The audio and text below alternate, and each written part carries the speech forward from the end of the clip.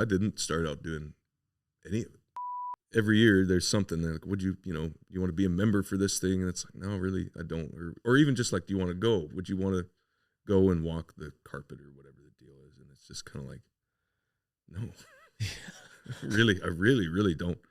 Massive dudes like bikers and hillbillies and everything at this Cody Jinks show, and they were all just mauling each other in there. It was unreal. It was good watching, actually. And that's partially why I never did try to go do the Rogan thing, because I do feel like you say a lot less than other that's Canadians. kind of a conspiracy in and of itself. Like, I'll catch myself at the end of, I don't know, it's like punctuation sometimes. Like, I'll catch myself going like, oh, pretty good. Hey, that guy made a good ride, hey? But it's more like you kind of slip it in there. And I don't even know I'm doing it, but I think it's more, I don't know. That's probably more regional than anything. Yeah. I feel like that might be a different part of the country where they do that more. Because, I mean, I don't know. There's weird, like over on the East Coast, again, Nova Scotia and all that, if you talk to those people, you'd think you're in Dublin, Ireland. Totally different deal. But then, if you're in, like where I'm at, like an hour north of Havre, Montana, so you don't hear it. The dialect-wise, there's not a huge difference. I don't think so, but I don't know. I agree with that. I would lump you in with some of the Montanians. Yeah, I don't know. But then that's different too, like, because you can be in Great Falls and somebody maybe talks more like me, and then you go a little further. You can go to, I don't know, you can go to Miles City and somebody sounds like they're a Texan, which I think they mostly settled that area, so it kind of makes sense. But yeah, I don't know. Canadians, I think, across, but we always kind of get lumped in. Like, everybody figures we're just like, I think everyone thinks all of Canada is like, it's up by Michigan or something, I think we're all up there, and that we're all, it's like the exact same kind of country, same people. Everybody's just out there cutting down trees and, drinking syrup or whatever. But there is some cultural and, I don't know, dialect differences kind of as you go across the country, you kind of notice them. But have you ever been listening back to anything you're recording and feel like, ooh, that sounded really Canadian? Yes. And actually, I used to get shit for this all the time because I probably shouldn't cuss on here, I guess. No, you can. Okay. Yeah. I used to get shit for this because I did live down here for probably the better part of 3 or 4 years. I lived in Tennessee, and then I lived in, I kind of was in Texas actually for a little bit too, sort of half living there, I guess. And I'd go back home and everyone would make fun of me because I'd be drawing things or whatever. And then I'll listen back to an interview, and it does, like, I don't know. I think the people you surround yourself with, it does creep in. I don't know if I ever lost any of my Canadianisms, but I definitely was picking up some, I don't know. I was getting made fun of, like I basically had a new accent. But then the same thing, I go home for a little bit, and I come back down, and everyone would make fun of me for sounding like a moose, I guess, or whatever. Like a moose. I don't know. But I don't think about it until I do hear stuff back. I mean, we say all this, but you have like one of the most unique sounds in all of music, much less country music. Wow. Right? I mean, that's pretty. Here we are talking about the danger of you sounding too much like a region. Like you're one of the most unique sounds. Yeah, I don't know. It has is been funny. on iTunes. Like everybody knows that's Colter Wall. Yeah. Like, I mean, it's a pretty recognizable sound. Yeah, I don't know. I feel like that's another level of made it, because there's some guys out of Nashville. I'm not gonna lie. If you played me 3 of the top country music artists, I may not be able to tell the difference, But everybody knows when Colter Wall's on the mic. Yeah. Well, I think in country music specifically, it's tough because there's only so many chords out there and progressions and melodies. It's pretty well already all been done. And I run into this sometimes writing songs just to where it's hard not to recreate or have something that just sounds like something that's already exists. I do it all the time, even subconsciously, where I'll get done doing something or writing something and I'll think, man, that's actually pretty good, I guess there's something to this, and then I'll listen to it back like a day later, and that was a Merle Haggard song from like 1969 that I listened to 2 days ago, you idiot. And then it's country music. There's only really, it's not like, it's all pretty straightforward. I mean, there's a few artists that maybe their changes get a little bit different, but so much of it's been done already. Yeah. So it's tough. I think it makes it harder, probably more so than other genres of music, not to get lumped in or not to sound like somebody else that already is out there doing it or was out there doing it. You know, it can be tricky that way. It's like you got to be really clever about how you steal. That's basically my whole job. Just try to be smart about stealing melodies and you know, borrowing from the right stuff to where people don't immediately go, well, he just ripped that off of this, which some people do, but luckily I don't know, I've gotten away with a lot, I guess. Yeah. But, was it Steve Jobs' biography? He quoted, I think it was Picasso, good artist copy, great artist steal. Yeah, well, I don't know if that's true, but I do a lot of both. No, I think that being original is something that everyone would identify as Colter Wall. I mean, like that's. I feel like you're pretty good at staying true to yourself. That's my perception of your music. You do like to cover some of those old songs, yeah, and put your spin on them, yeah, which I love. Well, I think again, I've gotten away with some stuff there because I think a lot of that, especially you go further back, some of that older stuff people just aren't familiar with, so it's new to whoever's hearing it. You know, maybe for the first time, that Cowpoke song. It's filled the fuel tank for me several times. It's been really good to me, but it's, you know, that's Stan Jones, I think, wrote, the same guy that wrote Ghost Riders in the Sky. And, you know, I think he had a bunch of classic stuff that ended up getting used for a bunch of Western movies back in the day. And just, it was one of those songs that everyone was doing that song. It was kind of a standard for a while on a bunch of records, country music records back in the day. And it fell out of fashion like they do, and everyone forgot about it. So, and I always loved it. I kind of always wanted to cut it. And yeah, I think for a lot of people, they're probably just not aware that that song ever existed. And, you know, again, I don't know if it was on purpose, but I'm just being smart about who I'm stealing from, because now I'm humbled to just be associated with the song that's done so well. But it's also kind of like, it's also nice to try to, you know, hopefully that's what I would like to imagine, is maybe that opens a door to some young kid that has never, you know, again, never heard one of those old songs, and then they kind of go down the rabbit hole. And because that's what I mean, that's the thing about music I love. There's so much back catalog you go through. You know, most of my favorite artists they're not around anymore, but they put out so many records. Yeah.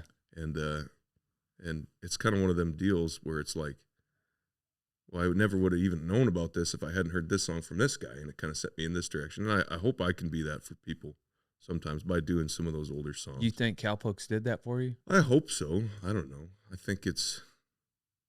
would like to think so. Did it surprise you? Yeah, absolutely. The fact that, you know, and not that, you know, my shows are no big song and dance or nothing. They're pretty straightforward. You guys will see it here later. It might put you to sleep. Like, it's we don't have any light show or anything. We just stand there and play. I think between this podcast and the show, you guys will get some rest. But no, it's what I was going to say is it blows my mind that every night people yodel at me, you know? Like, I never in a million years would ever imagine that that's the song that everyone's like, they go crazy, and then they're yodeling at me. Yeah. No, wouldn't have guessed. Didn't have that on my bingo card. But I'm grateful, you know. It's cool. It's just it seems kind of out of left field, because it's such a, even that in and of itself is such a, I mean, I don't know anybody else that's doing much of that, and or, you know, doing that and people actually like it, you know. Or some people do anyways, enough to sing it back to you. So yeah, Right. That one was a shocker, honestly, that it did so well. But I'm grateful, of course. What else has shocked you? I feel like there's always like something in your guys' albums that you're like, ooh, this one took off and I did not expect that. Or vice versa. Maybe you thought one was going to be the banger and it was.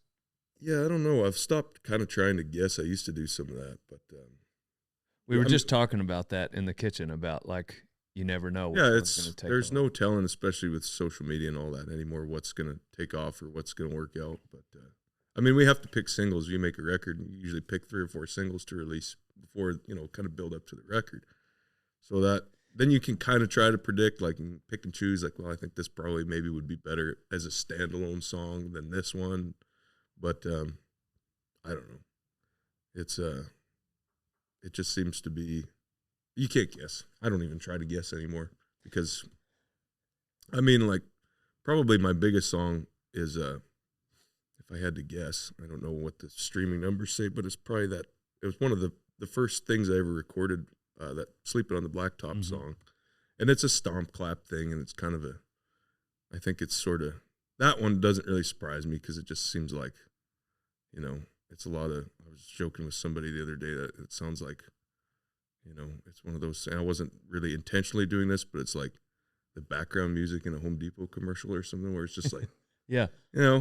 And wasn't it the actual background music in Hell or High Water? it was, yeah. But Yeah. that sort of was the deal. It was like, this could be, you see this, like, maybe getting into some TV placement or whatever, because it's just like, even without hearing the vocals or anything, it's just a stomp clap and a clangy guitar. Yeah. So that one didn't really.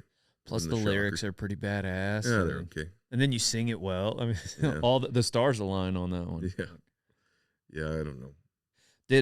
What I think is so cool is I've heard that guys writing music, it seems like you don't want to make a lot of references to, like in country music, I don't feel like there's a lot of people using the words text messages in a lyric, like Right. it would be cooler to reference a payphone rather than a cell phone. Yeah. But with Hula Hands at the Holiday Inn, like, it was, to me, that was so badass that you were able to make, the idea of hanging out in a hotel parking lot so cowboy. Yeah. Well, that's a fine line. It's tough to kind of, I don't know. You definitely, you run the risk of it not working because, like you say, it's just like there's certain things, especially within the genre of country music, and probably even more so with cowboy stuff. Like,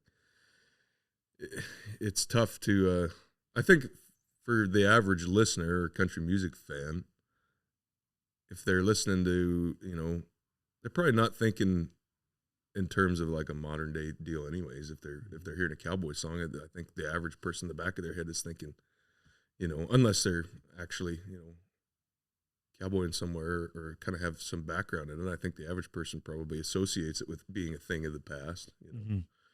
So it is tricky, but I don't know. That song was just kind of a easy one, honestly, because it was I don't know. I think a lot of songwriters probably try to convince themselves or others that it's all very artistic, but a lot of times it's literally just, this is what I'm doing right now. Yeah. I'm in the hotel parking lot getting looked at by strangers trying to, throw a decent hula hand loop over the cigarette thing that you put your cigarettes in, or like a pylon somewhere.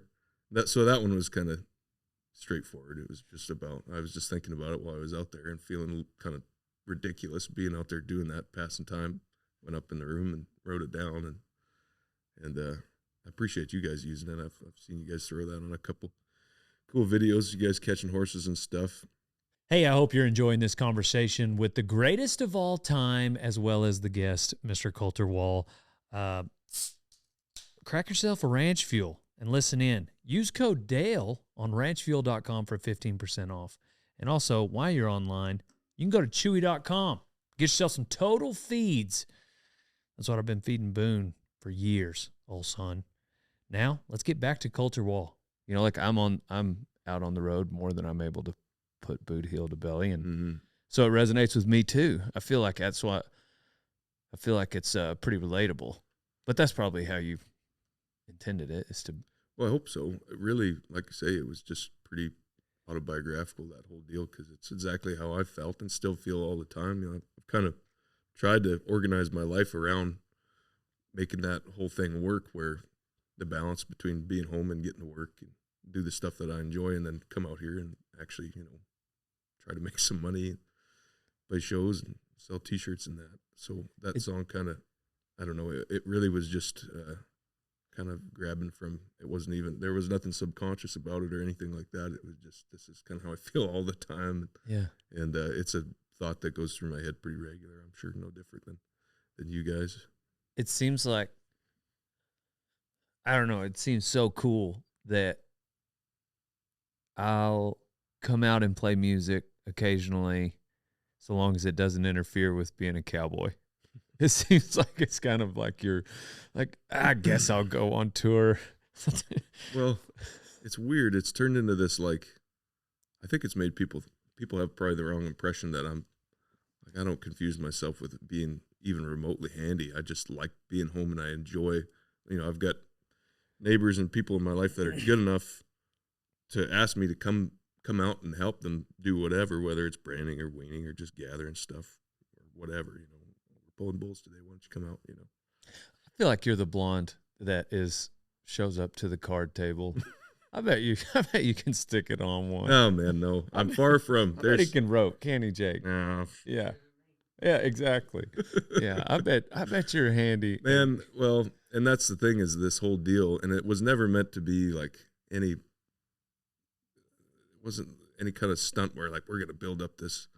I've had people accuse me of, like, you've made this narrative about your life and that, trying to make yourself seem cooler than you are, which, I mean, if that's the effect, great. But I mean, I don't think, it really is just, honestly, I just like being home. I'm just kind of a homebody. I like to be home, and especially when there's stuff going on. So, well, spring and summer and fall, I try to be around. And then the wintertime, when everybody's just feeding stuff through the winter up there anyways, there's not a whole bunch going on. So it makes sense for me to bugger off. And I mean, my own deal is pretty small and piddly, but I'm just grassing yearlings through the spring into the fall and trying to make some money on the weight. So it works out that way kind of nice. I don't have to feed anything through the winter. If I'm home and somebody's not around, I'll go do chores for them in the morning or whatever. That's brilliant. If I'm home in the wintertime. But yeah, that's sort of, I mean, it was mostly out of necessity of, like, well, I got to be able to go out on the road sometime, and I can't have a hired man, and, like, it's just me there. So so you run yearlings. So we just do yearlings. That's awesome. That, and I didn't want to, I don't want to get financially set up to where, I mean, running pairs in that country, you get there, it just takes a lot. I mean, it'd be no different than anywhere, but just because of how long our winters are and how much feed a guy's got to put up, and I'm just not set up to do that at this point. Maybe someday if I get really dumb. But I've kind of tried, like I say, I've tried to sort of compartmentalize my life to where it all sort of works, but I still bitch and moan when I have to come out here and I can't be home. Just because, and again, it's not because I don't want to give people the wrong idea that I'm some kind of super puncher and I need to be at home all the time, because there's needs to be done, and I'm the only guy to do it, when the reality is most of the kids around home are handier than I am. They're handy kids, albeit pretty handy kids, but I just like doing it. It's not that, sir. I just, it's what I'd prefer to do, and I get kind of worn out here, so that's really the long and short of it. It's just I like being home. The opposite of like a sellout or whatever it was you were saying someone was accusing you of, like, because I'm sure you figured out the formula. I know a formula for you to make the most money. If you were to double down, if you were to tour this many days, if you were to go to these places where you haven't been, where the most people are, and charge this much for a ticket, you could just clean house, and that means you have this much money. But I love that you're not willing to sacrifice, these pockets of your year where you get to, I don't know, that to me, that's the American dream, or Canadian dream, I guess, Close enough. I assume it's similar. Yeah. But where you get to kind of pick and choose. My lawyer told me once, he was, because I live in a little bitty town, he was like, but we went to school together at A&M, and he was like, you're going to have to go back to College Station for your business to grow, because, I live in this town of 300, and I have to recruit these interns to come work for me because there's no, the potential employee pool is very small. And so I just sometimes got to go out anyway, whatever. I was like, well, if I got to go back to a city to grow, then I'll just not grow. Yeah. Is how I'm trying to do my best with what I got, where I'm still able to be a cowboy some of the time. I think that I don't know if, I guess it probably would be applicable to anybody, but in music, like the power of no is pretty underrated. Just the power of being able to go, I'm not going to do that. And I think, albeit you do have to sort of garner some kind of a following or climb the ladder or whatever to get to a certain point to where you can say no, because you're getting offers for this and that and other. But like I think it generates some interest in people. Like I was joking around, people give me a hard time about Rogan all the time. And it's nothing, again, there's no cool story. So I was kind of worried about coming on this podcast, and partially why I don't do podcasts, because you guys have like all these like ex-military and cool, like people like Craig Cameron that's like cool stories. And what am I going to do? Sit here and talk about, I sit in a van for like 5 hours and get to the venue. And that's partially why I never did try to go do the Rogan thing, because it's like, oh, what the hell am I going to say? I'm just not really all that interesting. But people give me a hard time about it. Why won't you do this? How come you don't do it? And my joke that I usually try to tell is, I think he'll stop talking about me the second I go on there. It's free publicity at this point for like doing nothing, because I know everyone sends me a link like, oh, he's talking about you again, how you're not coming on his show. And well, that's good. That's basic. That's like an appearance, That's a little soundbite I can use later. Like, yeah, that guy again, And again, not that that's, it's just me joking around, but I think it does, the power of being able to go, I don't need to be everywhere all the time doing everything. I don't want my face plastered all over this, that, and another. I think that there's something to be said for that, for whatever reason it might be, if it's, whether it's just something as simple as a guy doesn't want to do it, or it just doesn't work out. I think that some people gravitate towards that, or generate some kind of interest, or that's been my experience anyways. But if I were to listen to everything every industry expert or music industry person would have said to me from the beginning, then my career should be done by now, because I don't do anything.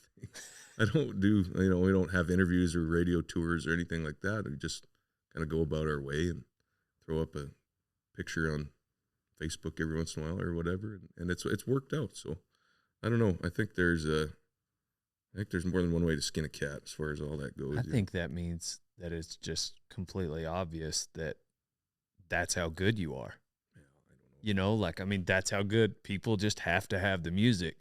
And then as far as the conversation, I think, JB never did autograph signings with the PBR. Yeah. And he would get fined every time. And it wasn't because he didn't want to interact with the fans. He just didn't want to go do that thing. He was there to ride bulls. Like he'll sit in line for 2 hours, but regardless, it made everyone want him more. Yeah. And so I think there's maybe that element of it. It's like Colter Wall never does interviews, and so it makes people hungry for them even more. I am fascinated and I don't want to say I like this the most about you, but your humility. Like, I think it's insane. And as a Christian and someone who's like my walk, someone who's, an arrogant a-hole, I have been kind of chasing after this, humility. And so I love and respect those kind of people like yourself that have it. And it's just so obvious that you do have it. And anyhow, I'm interested in not only your music, but your life, your cowboying, who you are as a person, what makes you tick. And that's why I wanted to have you on. And that's why, I'm so grateful that you did say yes, because I do realize that you don't do a lot of these.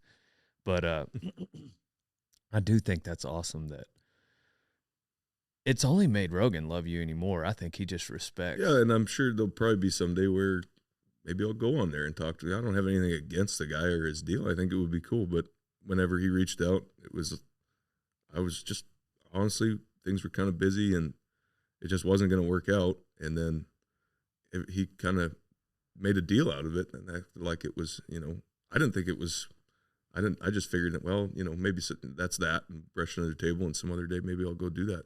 But then he just kept talking about it. And and then everyone I knew was giving me a hard time, sending me clips of him bringing it up. But I appreciate him, being a fan. But it really just kind of turned into one of these weird things. And like I say, all I did was say no. Yeah. So the guy, it wasn't anything other than that, Everybody thinks that. I think what's cool about it is Rogan brings on who Rogan likes. Yeah. So did he DM you? No, he reached out. He got a hold of my manager, I think. Okay. And because I was actually the first time he reached out, I was at a buddy's place.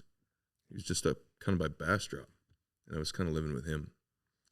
And, so very close to Austin. Pretty close.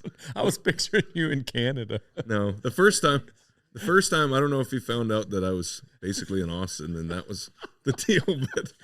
But it just wasn't going to work out. And then the next few times I was up at home, so then it was just a logistical thing of being far away. I'm sorry.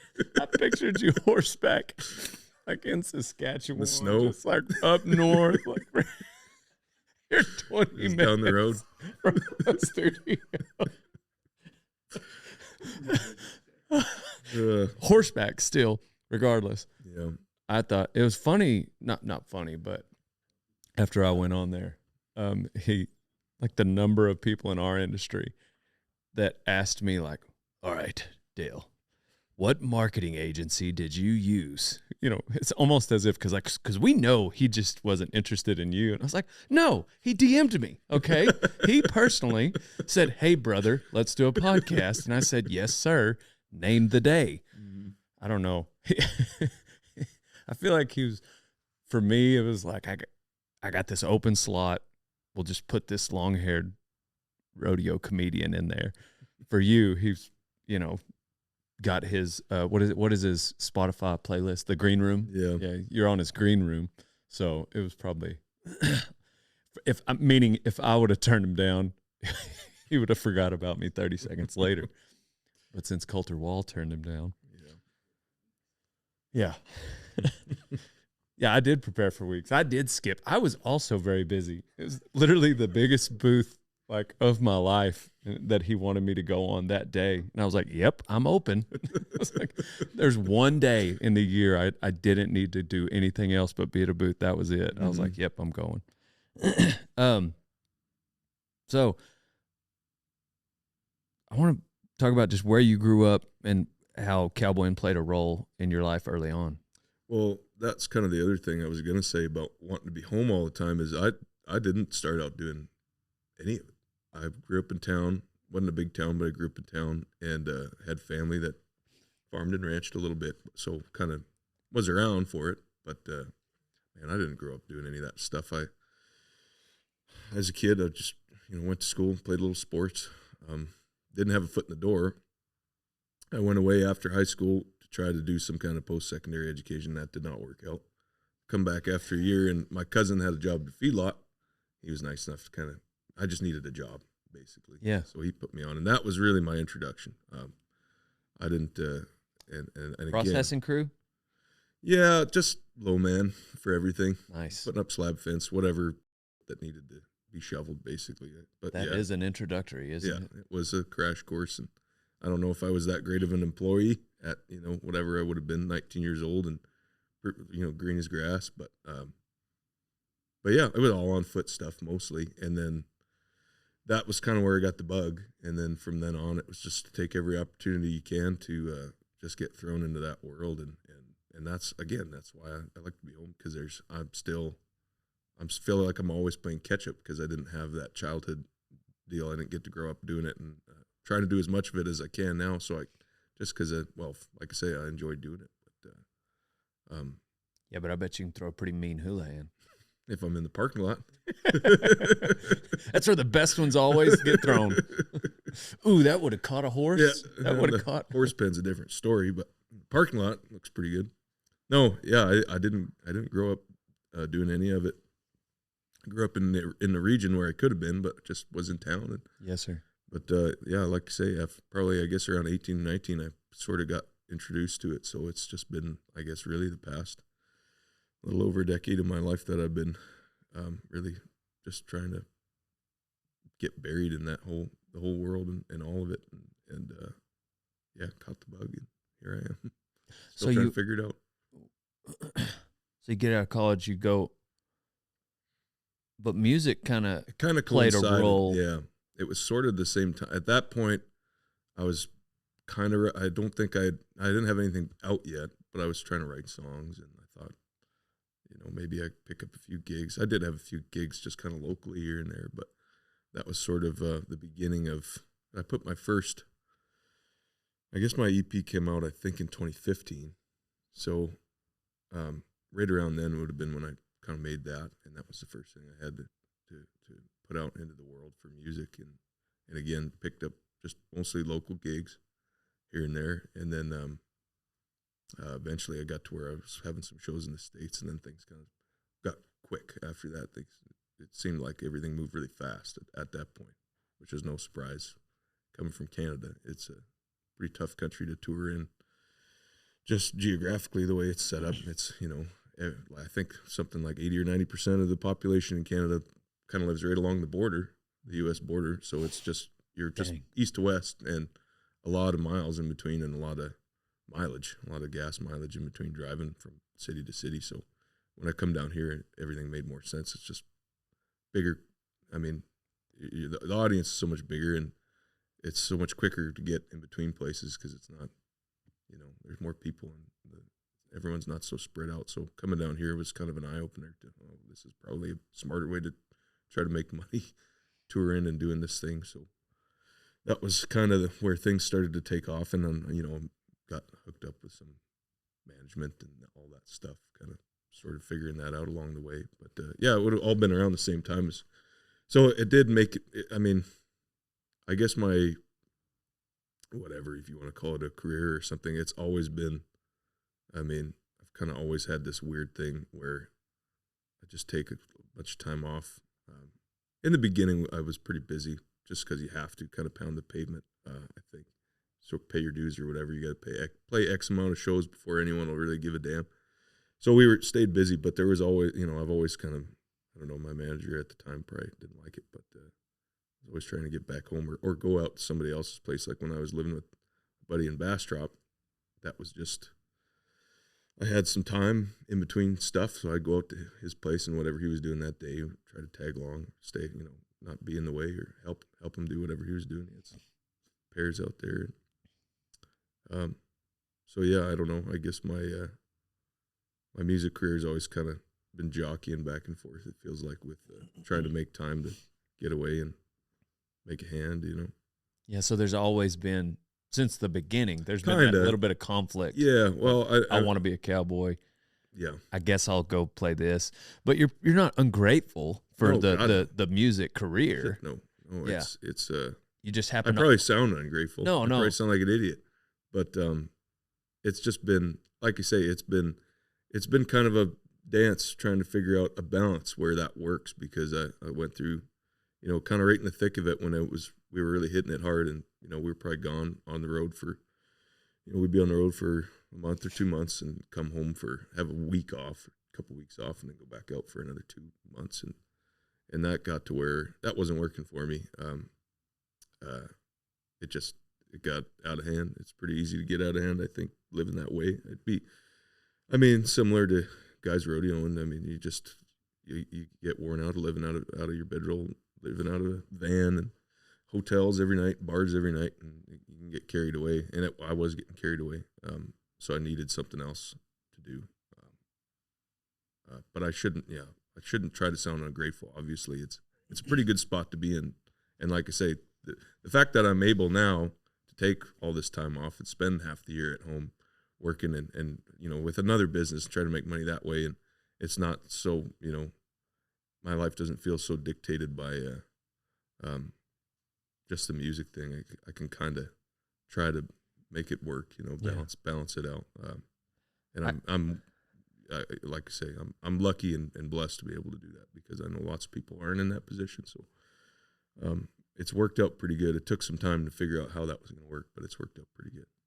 I feel like, I don't know, I'm not even close to the level you're on, but occasionally someone will call and they'll ask, you know, if I want to go to help promote a rodeo and go to this XYZ rodeo. Well, I do.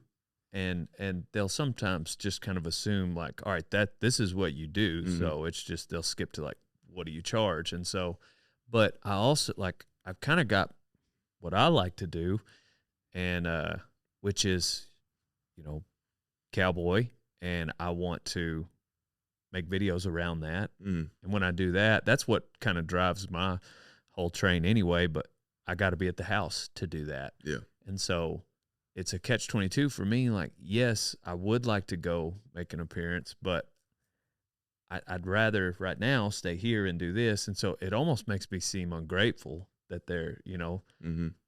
And then I've also tried like, well, I need to be at the house to make this video, but if you paid me this much, I'll go. Well, then you seem like an a-hole because you're trying to charge so much. It's like, no, it's just because I got this. I'm kind of already doing my other thing over here. But anyhow, regardless, I can just imagine like, yes, you want to go play these shows, but you also love this life you get to live over here. And there's this time of the year where I'd rather it not interfere. Yeah. So do you find yourself just saying no or just trying to charge more? Probably both. Both? A Yeah. bit of both. I don't know. Price yourself out of a job, I think is what they say sometimes. Yeah. Probably getting close to that.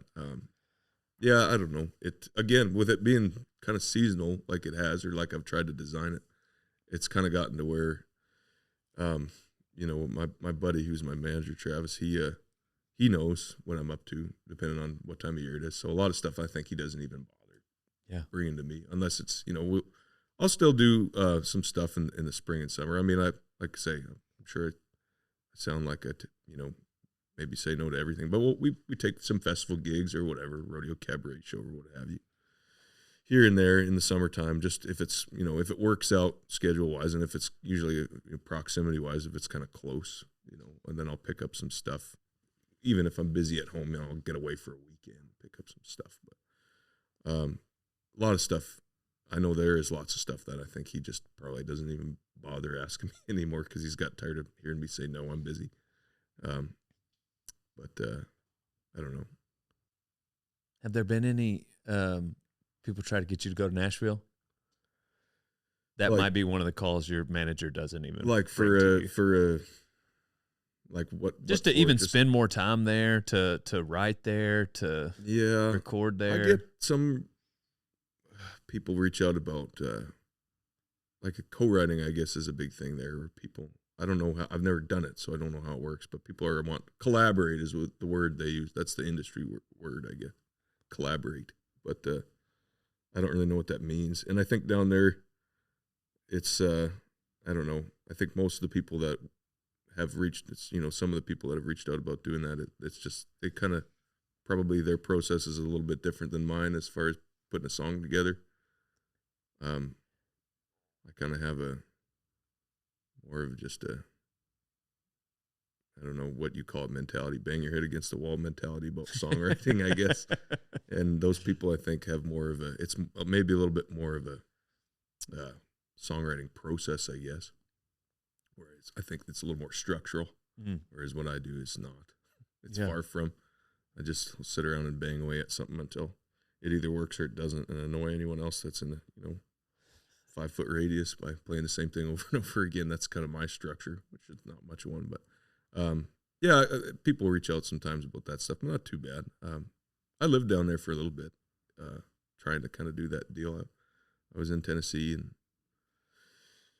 well, I mean, I lived there. I was never there because we were either on the road or I'd go to a buddy's place in Texas or whatever, because I didn't have a lot of opportunity to get to do anything, even remotely cowboy, while I was there. So I had a place there, but I wasn't around much. But I was there enough to kind of know that I didn't need to be there, and knew that it wasn't quite for me. But trying to do the thing. I think you think that you have to be there in the country music world. I think people think that either there or Austin, you have to spend some time in to kind of get a foot in the door, which maybe is, there's probably some truth to that. But yeah, it just wasn't for me. Wasn't my deal. When did you meet this drifter, Mr. Jake Zielke? This guy come up to me in Elko, right? Outside the Star. Yeah. I don't know, probably, 2019-ish. I was going to say 18.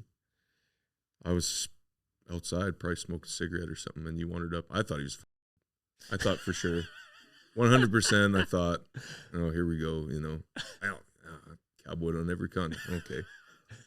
I was sure he was telling me a windy one, but then I got the book and was like, oh, this is actually pretty cool. It'd be hard to make all this up. And we've been bothering each other ever since. He actually was nice enough to come up this fall. He came up and got some cool footage. There's like a big, it's just kind of a community pasture type deal, and everybody turns a pile. There's like 10 different outfits. Oh, I saw a picture of that. Mm-hmm, they put out a pile of yearlings out there. It's fun. They dump them out in the spring, and we go get them in September, and kind of roe deer, hold up style, everything, and then everybody goes different ways, different corrals to go get them on liners and stuff and get them out of there. But Jake come along and got to film some of it, and it was kind of nice having you up there. We got some cool footage out of it, but yeah, I don't know, he keeps showing up. Yeah, we were talking about it in the kitchen earlier, but yeah, it's the most downloaded podcast of all my 180 episodes is Jake Zielke, the Lost Cowboy. But my dyslexia, I always thought it was the Last Cowboy, and I was thinking, well, that's kind of arrogant. Yeah, I wouldn't know nothing about that, would I? Yeah, you're still living in your van. Yeah. Can't get him out of there. He's kind of like you. It's like people trying to get you to shows, and you just are sticking to the cowboy lifestyle. People are trying to get him into housing, and he's sticking to his van lifestyle. You know what? The really funny thing, probably more than anything about it, is like I've got buddies at home that just ranch. That's all they do, and they're the ones all the time like, man, you're not hoovering yourself around enough. You got to go, if you're going to get into cattle, you're going to need all the money you can. So they're like, how come you don't do this? If I were you, I'd be doing all this, and then I could come home and make these payments on the trailer or whatever. They're like, you got to go out, be a hooer.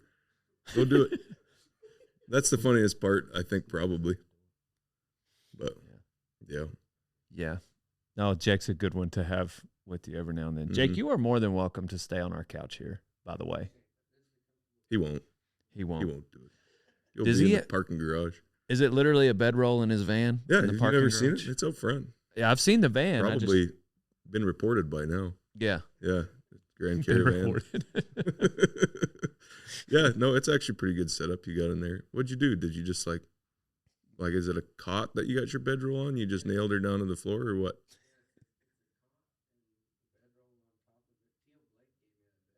Oh, yeah. Yeah. Name drop. Sponsor. Sponsored by Teal Blake.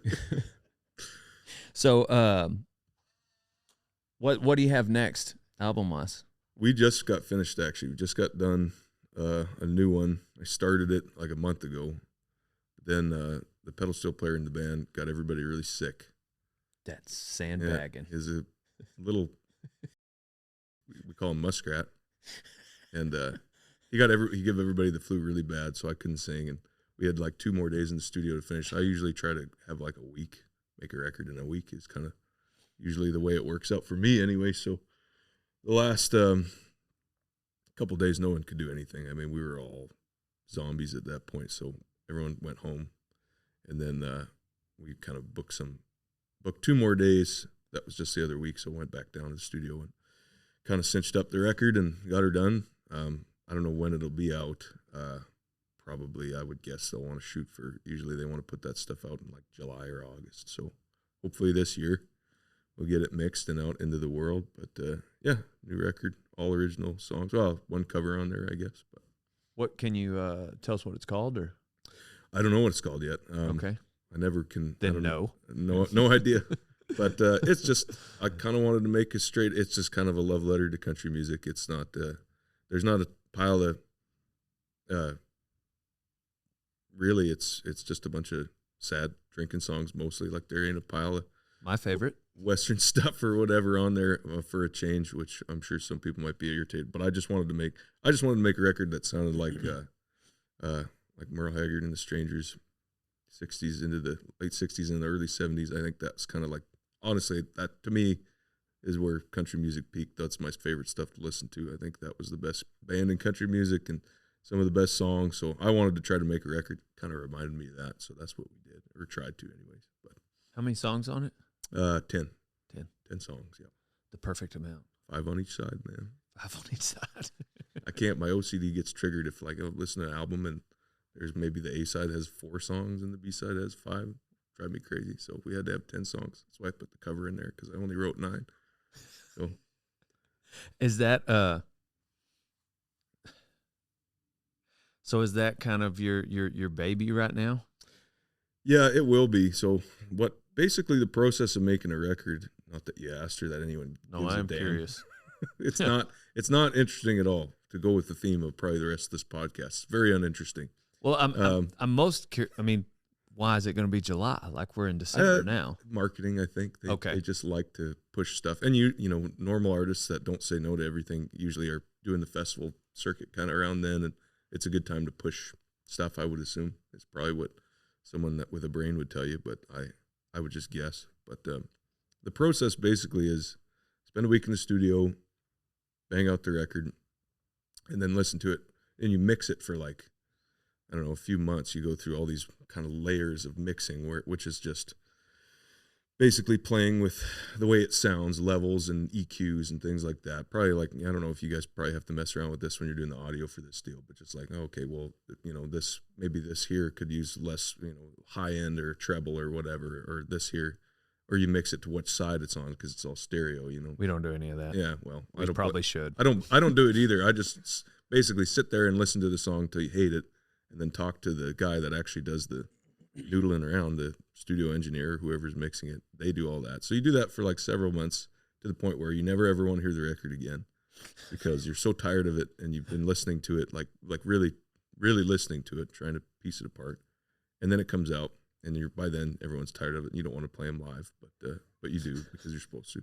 But you do because you're supposed to. That's basically the process of making a record. Yeah,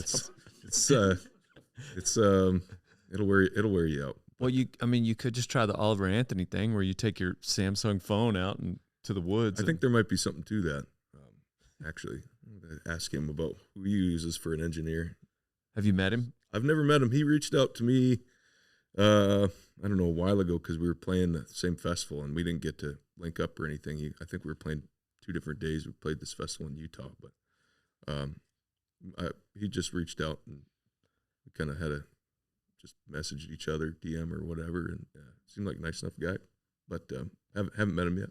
I feel like y'all have similar styles. Yeah, not just the facial hair thing, but also just kind of like, you know, march to the beat of your own drum. Yeah, he was kind of asking about like, what do you know, not that we got into a big long conversation or anything, but just, you know, I think he has people that are telling him you need to do this, you know, which is going to happen to anyone that gets into music. That's just kind of the way it is. And it seemed like maybe he's dealing with that now. And he reached out about just, you know, he wanted to kind of hear whatever my experience or ask me about certain things. And I just told him that, you know, it seems like you got it figured out. Keep doing what you're doing. You know, don't feel like you got to change anything. Obviously it's working because he had that video got like a jillion views or whatever. So I don't see why he would need to change nothing, but yeah, he seems like he probably understands the power of no better than most, that guy. Just wanting to stay away from that world, I'm sure is what it is. That's where I find myself too, where it's, I think the further away you can get from that, the whole world of the industry world of music doesn't actually do anything for the music. I don't think it doesn't do anything for the art itself. Right. It's just to sell it, you know?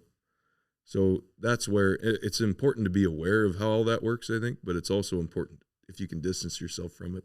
That's what I try to do, because I think the further you get mixed up in all that, sometimes it's a hinder more than anything else for the actual, you know, what you're trying to sell, the songs or whatever. I think it can be, I think it definitely can be a hindrance more than anything else. So I try to just kind of keep it at an arm's length away as much as I can. And I'm sure it seems like that guy does too. And I don't see anything wrong with that. And I think it's, you know, my job is just to write these dumb little songs and put them out there, and everything else can fall under somebody else's responsibility for the most part. All the other worrying about all the intricacies of marketing and things like that. It's not my job to worry about it, so I try not to. Yeah. Yeah. We were talking about before this deal started, the girl, Hawk Tour girl. Oh yeah. Haley Welch. Yeah. Mm-hmm. Apparently might be in some trouble with. Yeah, someone was saying that the other day. Yeah. A meme coin, which, like a crypto, and anyhow, pumped it up, dropped it, cashed out. Everybody lost their butts, and anyhow, might be in some trouble now. But we were talking about before this, probably she's a really good girl, probably, and just maybe took some bad advice. Yeah. And I just felt bad in a way, dang, that sucks because she had a lot of stardom, I guess, but just somebody presented this opportunity. But it seems like, bringing up Oliver Anthony, he just really blew up real quick, but you could tell he had this code. Yeah.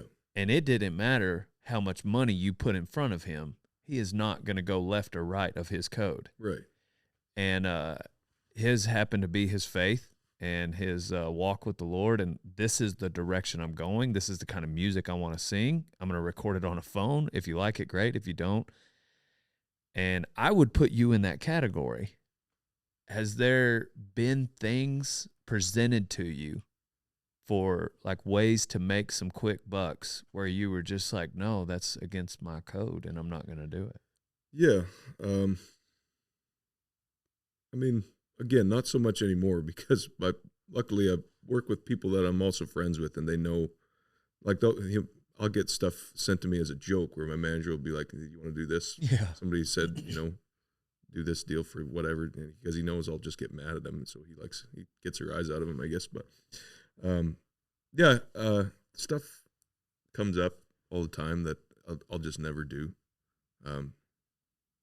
because I don't believe in it. Award shows are a big thing in music for some reason. People are really big on these award shows, whether it's there's the CMAs obviously, and then there's a Canadian equivalent, which is about what you'd expect. But it's I think the CCMAs, which is very creative of them.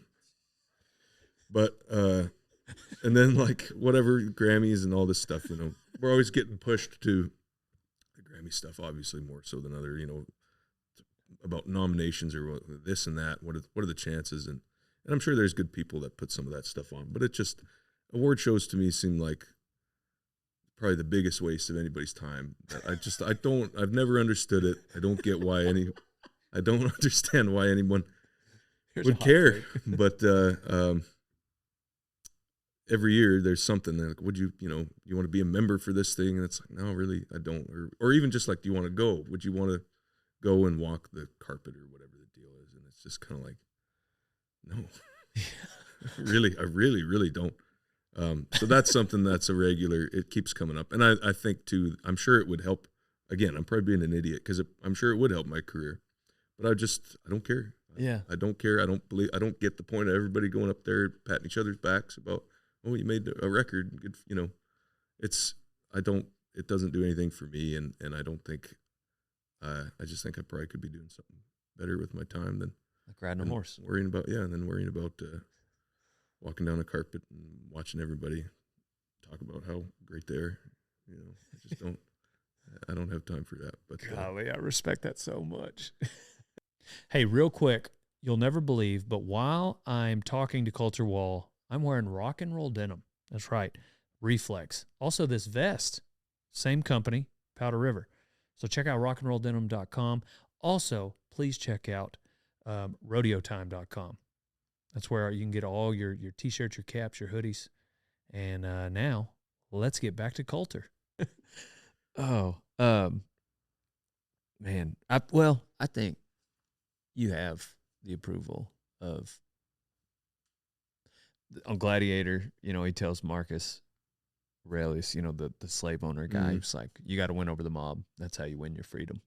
He's literally been sold into slavery.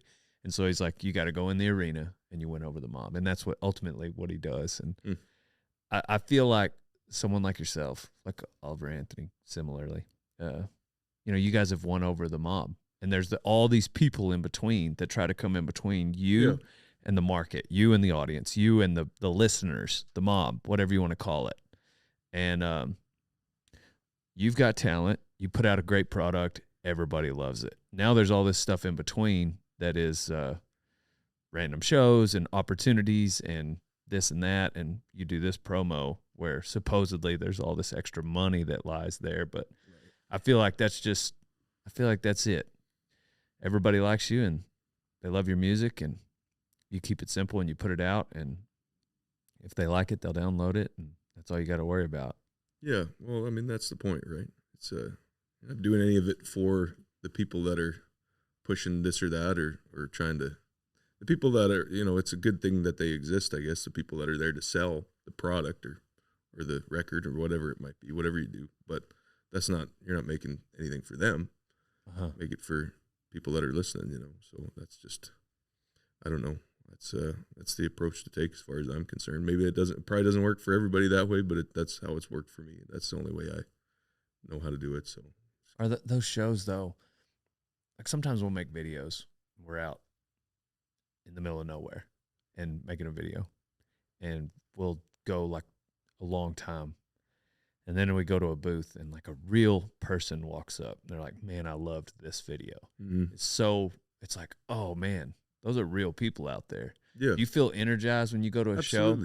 That's a music award, And someone's like, oh, I listened to this while I was going through this and it got me by it, or like that's why anyone does it, I think. Well, other than, selfish reasons of I just like singing and playing too, but that's the point, and then you get to hopefully have that effect and meet people and then they say stuff like that, and it's just, there's nothing like it. That's a music award as far as I'm concerned. That's the only one I'm interested in, is people that are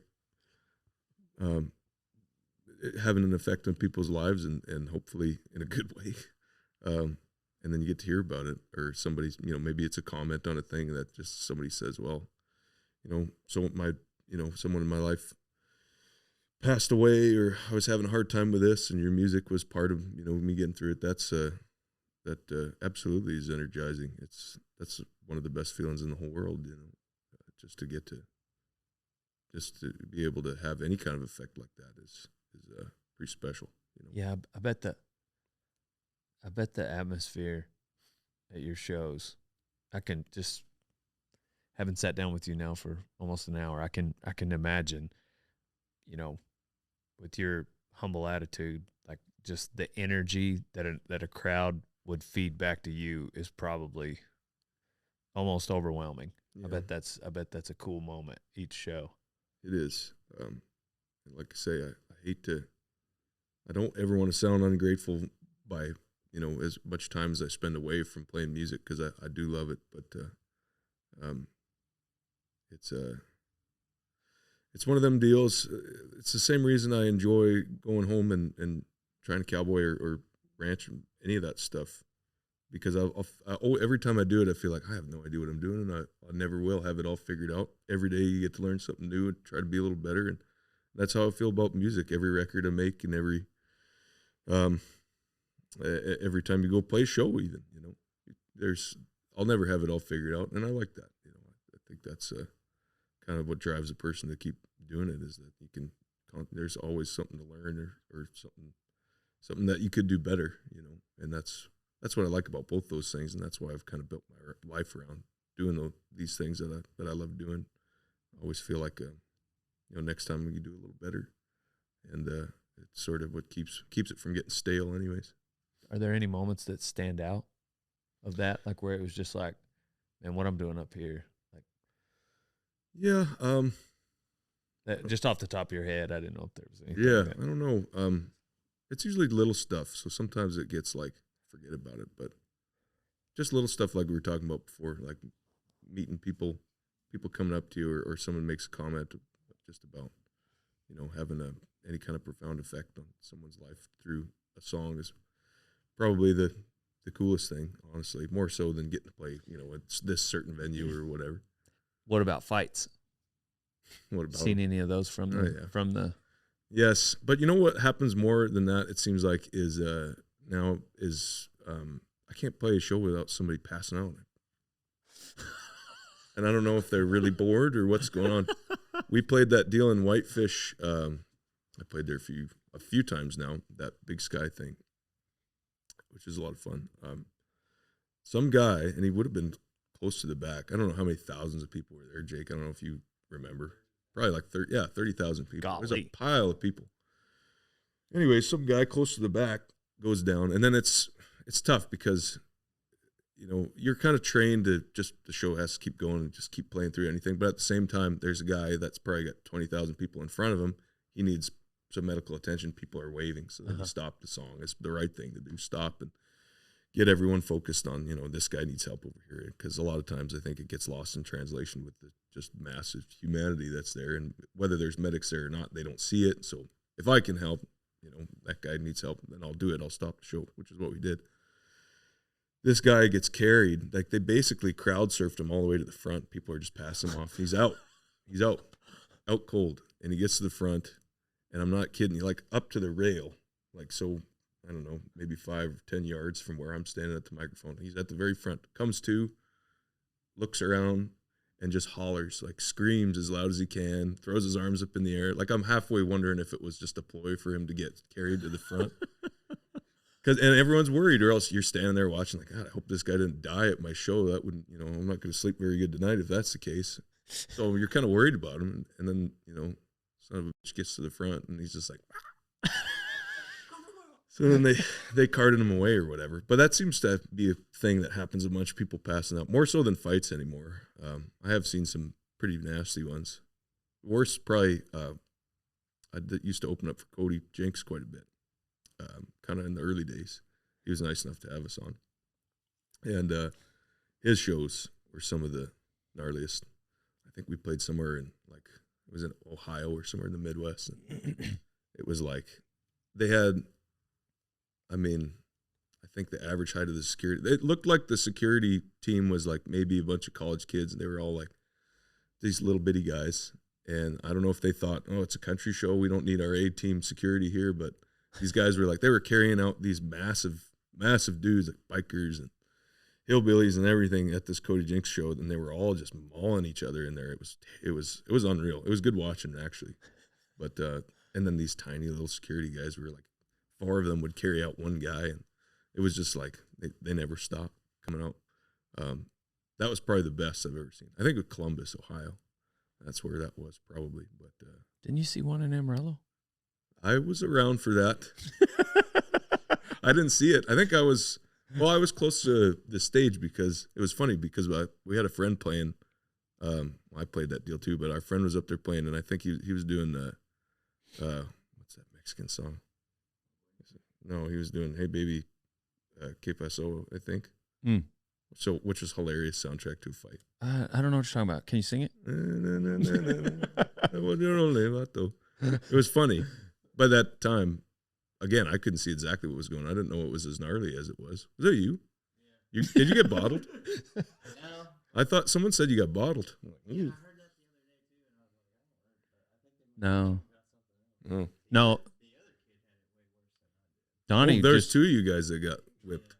He didn't get bottled either. Well, someone said, because I thought there was glass everywhere, and I don't know. Again, I would have been halfway gone at that point in my brain, so maybe I'm misremembering. But no, he got. People are just telling stories on you, I guess. He spent the night in the hospital.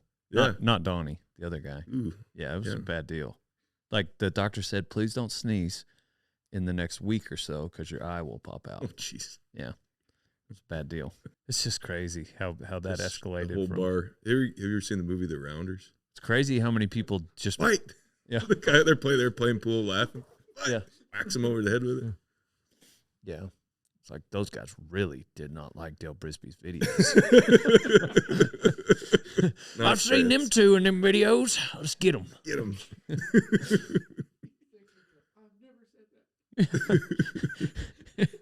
You shut your mouth. I literally have said nothing. Yeah, no, I'd remembered that you. Yeah, I Were was there there. that I night. remember that was the talk of the week for a while there. Yeah.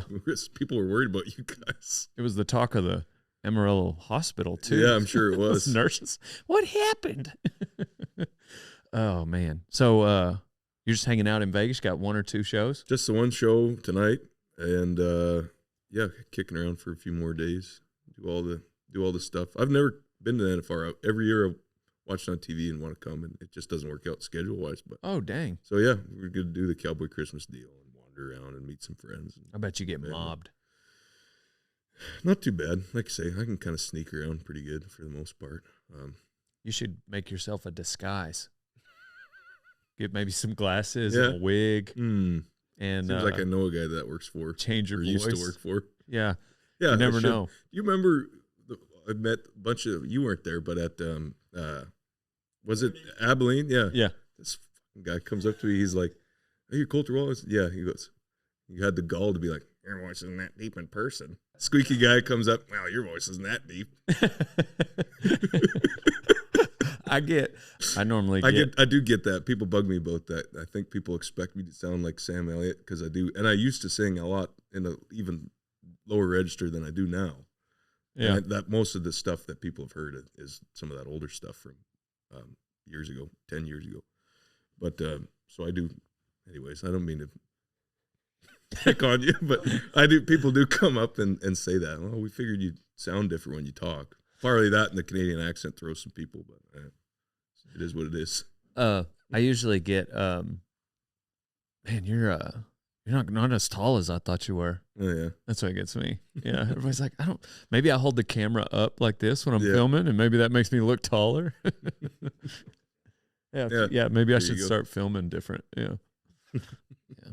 Well, no, I appreciate you coming on. I Oh man, appreciate you joining us. I'm a fan. I'm not a huge podcast guy, as we talked about, but this is one of the few ones I listen to. That's why I was kind of nervous about coming on because again, I don't know what I was going to talk about. I don't know what I just did talk about, but Yeah. No, well, I'm a fan, man. no, I appreciate that. I remember starting to see Colter Wall, like, it'll show like who saw your story or who's following you. And I was like, oh, that's badass.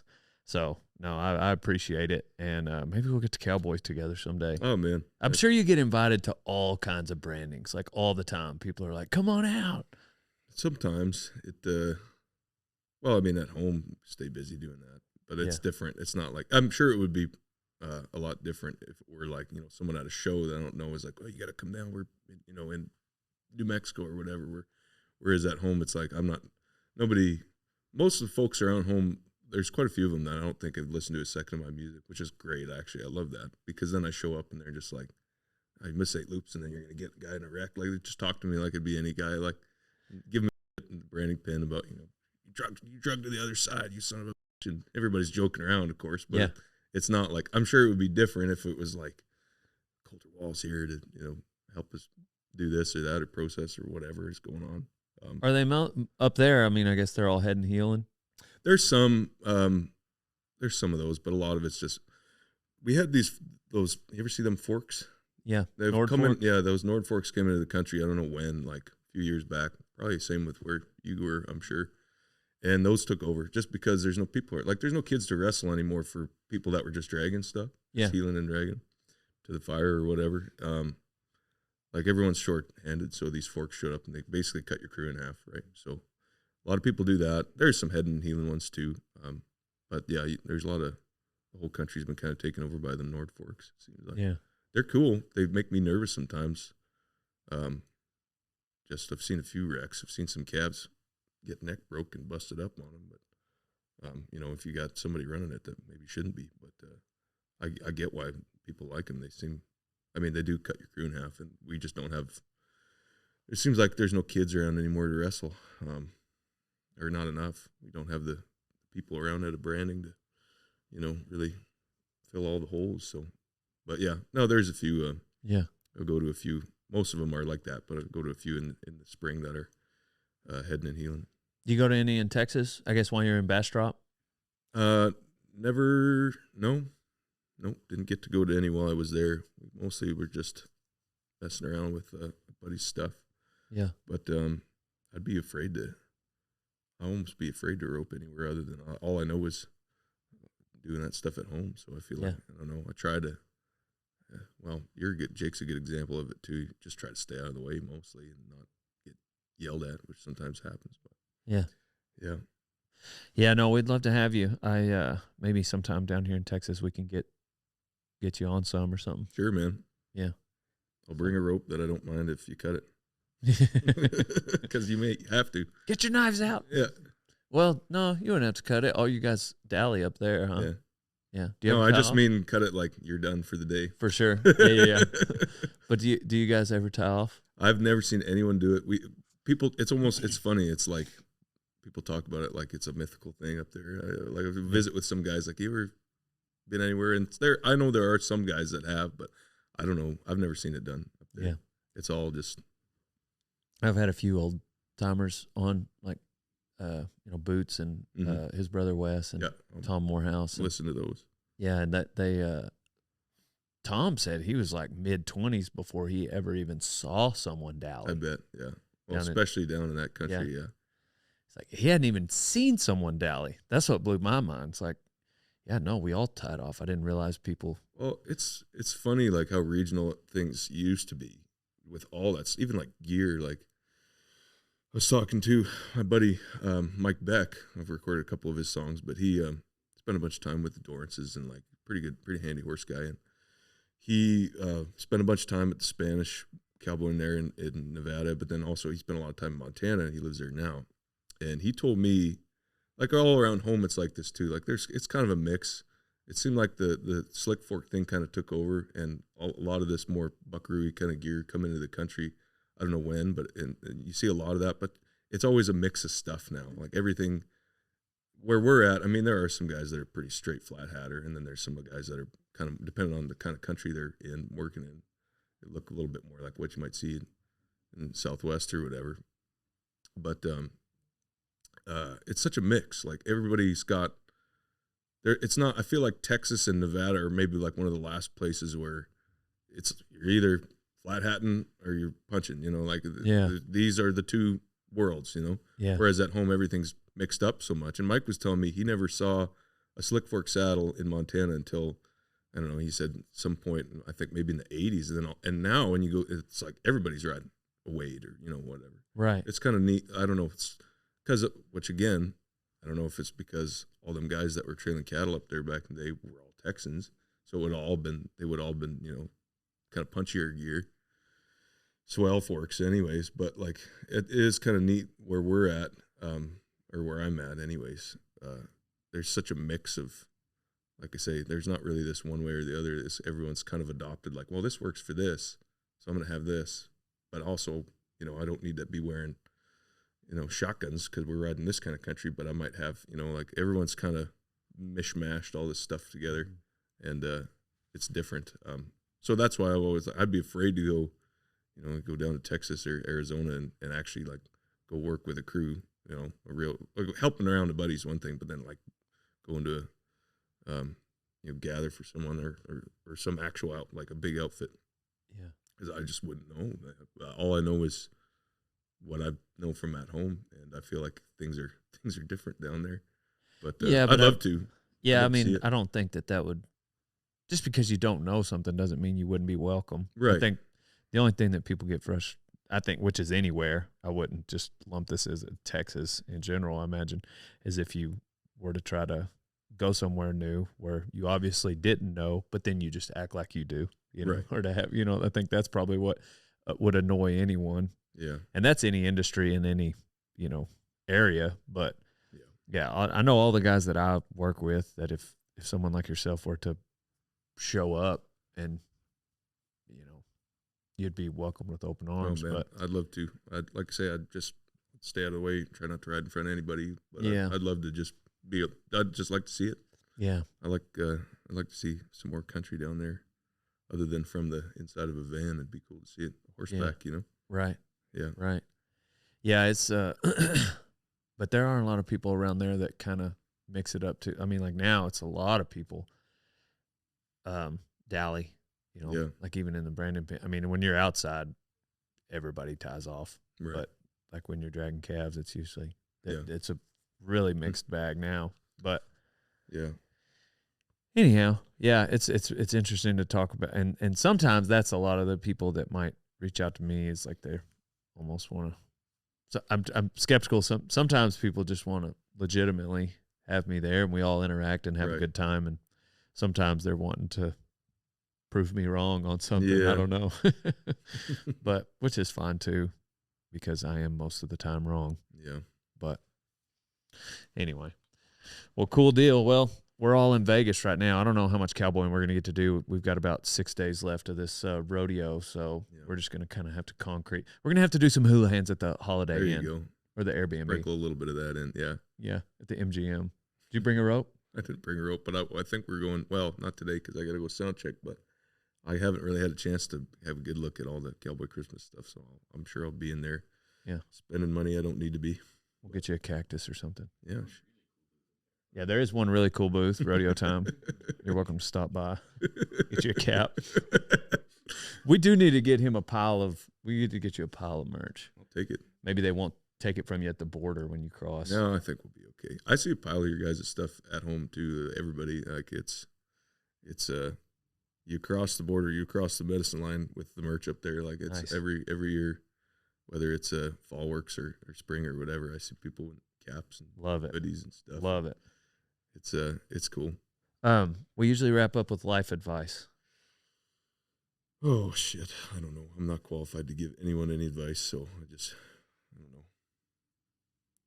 Learn to love the little everyday things. I'll just steal that one. It's about the best advice I've ever got, probably just from watching that movie. Well, I feel like you're probably the epitome of the guy that has done that. Well, try to. That's the only way to live, I guess. And there's plenty of truth to that. And I go back to that one quite a bit, and I feel like things are maybe not working out the way I'd like them. Just appreciate the small stuff. Yeah. Makes her a little bit easier. Cool. Well, you guys check out Colter Wall, download all of his music, look out for his new album coming this summer, and find him at a show near you. And because if he's near you, you better go to the show. You never know when he might be ranching the next time. So, thanks, Colter. Thanks, Appreciate you. We're on to bet. the next one.